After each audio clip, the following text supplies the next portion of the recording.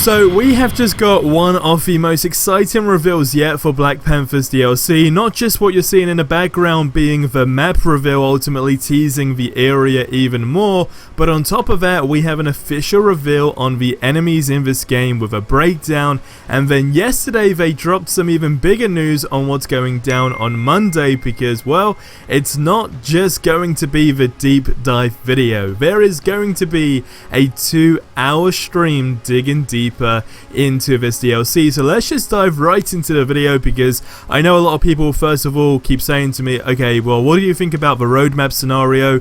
I just simply want to read this quote back out just so you know why this deep dive video is really anticipated, right, in general, because they said in the War Table blog a while back that with the whole expansion release being in August, what's next? Well, we intend to provide another roadmap in the next month or two so that you'll have an idea of what our exciting path forward looks like. So again, that just simply gives a very big confirmation almost that that is what we're going to be seeing in this deep dive video, of course, when Monday arrives. Now, what's going down on Monday specifically before I dive into the enemy stuff for this DLC? So there is going to be a 2-hour stream after the deep dive video with Greg and the voice actor of Kamala Khan, and they're going to be breaking down the expansion. They're also going to be playing the first 2 missions in the game, and by the way, this is all going to be done via the Twitch stream, so you definitely want to make sure that you are tuned in to Crystal Dynamics over on Twitch. But it's a breakdown of the expansion, playing the first 2 missions in the game, and then we're going to take a max level Black Panther into the harm room to basically show more moves, which is really incredible because Andy did actually step in, who is the community manager, just to clear up the confusion, because what he said is all of that is included in the 2 hours of the deep dive in general, so they'll basically watch the War Table, do interviews, play through some missions, and then do a combat showcase within the 2 hours. But again,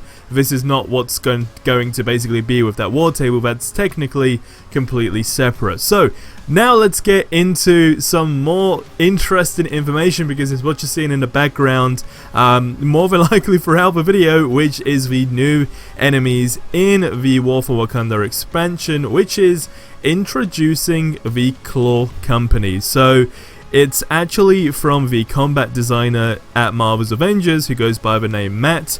I'm just gonna read what it basically says almost word by word. So what Matt went ahead and says is, I wanted to give players a look at some of the new enemies we created and go over some new mechanics they introduce. By now, you've probably seen the Crawlers, which of course is their sort of like robot enemies, right, almost. But today he wants to talk about the Claw Company, which is a private army of mercenaries led by, of course, Claw. So what it says is, when we began designing this faction of enemies, we knew that we wanted to work with 2 new status effects that we are introducing with Wakanda, which is Sonic and Vibranium. In an effort to make the new Sonic and Vibranium gear more unique and meaningful, we decided to incorporate weaknesses to these new status effects across the roster. As you encounter the Claw Company mercs, you will actually find that some of them are corrupted Vibranium themed and others are Sonic themed. Now in this post I'll give an example of one of each, starting with the Bruiser. Now the Bruiser is a large axe-wielding brute that hits hard with relentless attacks, and like all corrupted Vibranium mercs, he can become overcharged with unstable corrupt Vibranium energy if he lands a certain number of successful hits. Then it says when an enemy is overcharged, they take reduced damage and basically hit reactions are downgraded but not ignored like with overshield. So the whole overcharged state also unlocks special attacks for these enemies so that they otherwise can't perform. So once an enemy is overcharged, they'll stay that way until they are defeated, unless you have a Sonic Gear, which is where the Sonic attack, will bypass the damaging properties of overcharge and then triggering the sonic status effect will basically dispel the overcharged state. I hope that makes sense, because again, you can kind of like see these images just to get a rough idea on what they are saying.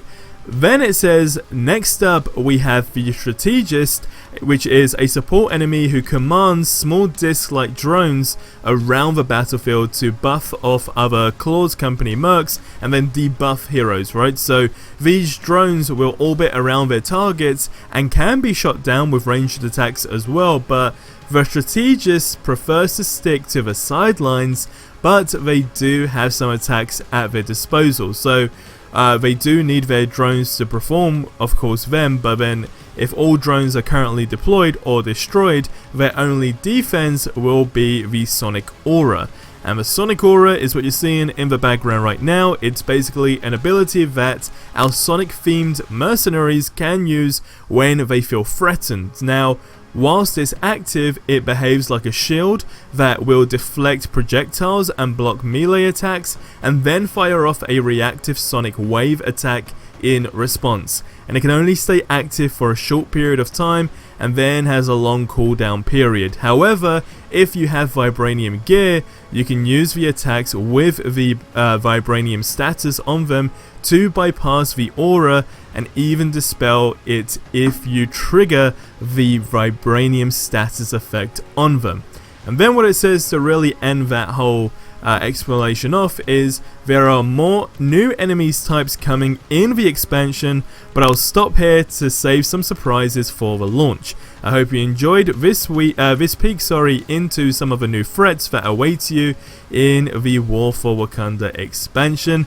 Thanks for reading, and I'm looking forward to seeing all your reactions to the new enemies. It's just big in general, right? It is really, really important that we got to figure out who these new enemies are, because everyone, and I mean everyone, has just been incredibly tired of seeing the same enemies over and over again. So this is just one big refreshing, I guess, new element to the game, right? And they do look very, very cool. So what do you think about this stuff? Let me know in the comment section below. Like I said, I think it looks incredible. It's really shaping up to be that DLC that we are anticipating.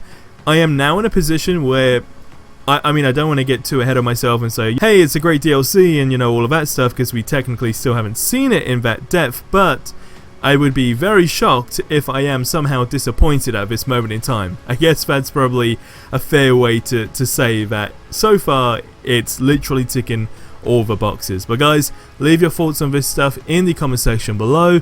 That's gonna wrap up this video here, so I'll see you in the next one. Till then, have yourselves a ridiculously amazing day, and until the next one, adios amigos.